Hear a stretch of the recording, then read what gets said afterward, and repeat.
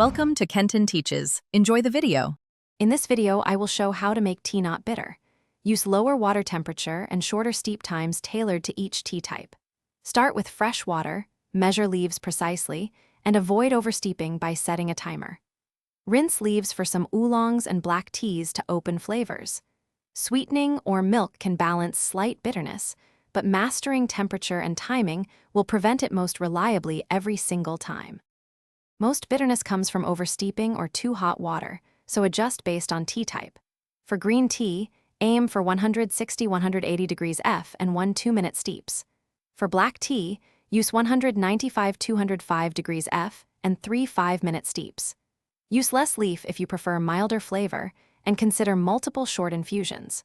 Also try cooler water for delicate white and yellow teas to prevent harsh notes. Quick recommendation: if you want to keep tea bags, leaves, or snacks organized while you brew and taste, try leak-proof containers for meal prep and storage. They're great for carrying chilled iced tea or storing matched leaves, and they prevent spills during travel. If you're finding this helpful, please subscribe and like the channel. Check the description for the link and other deals, and now let's get back to the video. Small adjustments make big differences when you brew tea at home. Use a kitchen scale or teaspoon measurements and follow standard leaf amounts per cup.